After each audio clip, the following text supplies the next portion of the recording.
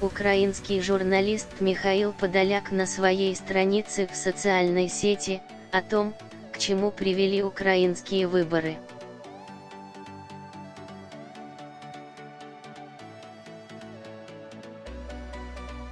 Или демонстративно угрожаем. Как во Львове, где была устроена спецслэш-программа для кандидата-лидера Зеленского.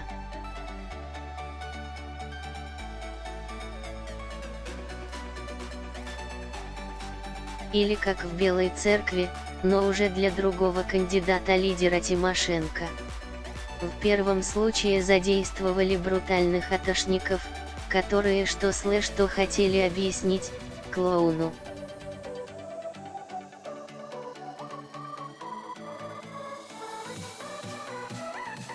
А ведь и правда, куда прет этот клоун? Разве это его уровень? Ирония, скажем так, те, у которых есть уже опыт работы главнокомандующим.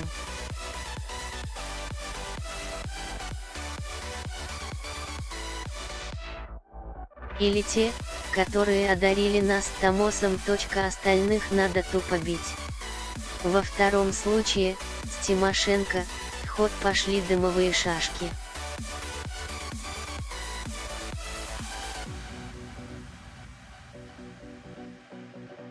Ну, чтобы соратники и поклонники этого кандидата наверняка так осознали, что играть в Тимошенко опасно и страшно.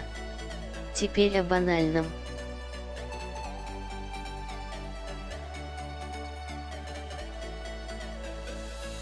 Точно нравится такой дискурс. Когда не про успехи /стратегии, а только через дискредитацию и спецоперации. Точно нам нужен такой тип общественной дискуссии, когда мордой об стол или ядовитый дым в глаза.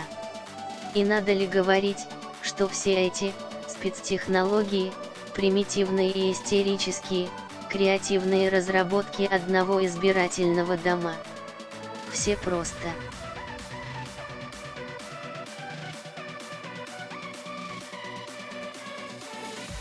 Если у тебя реально нет успехов и если в твои таланты продолжает верить только 7-12% особо одаренных.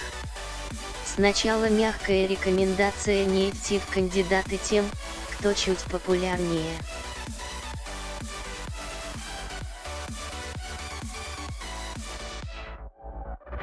Значит, время кулака, силового запугивания и прочего трэша. Благо, теперь за неформальный силовой блок отвечают профессионалы своего криминального дела. И зачем? Чтобы что в итоге? Получить должность ценой максимального унижения собственной страны. А, нет.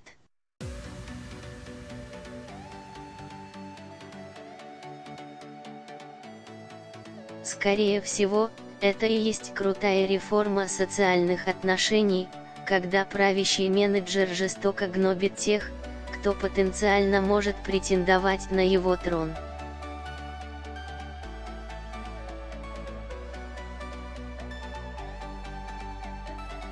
Он ведь только его, правда ведь? Именно так ведь работает конституционный уже, ЕС и НАТО, там ведь тоже действующие канцлеры вырезают своих выборных оппонентов.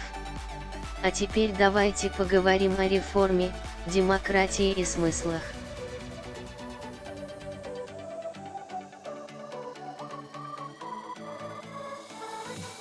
А также о том, куда мы со всем этим зайдем в ближайшие 5 лет. Есть всего два объяснения происходящему.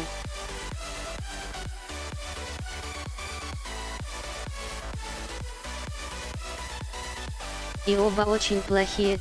Выбираем, что лучше. Потому что оба – это дорога в один кошмарный конец.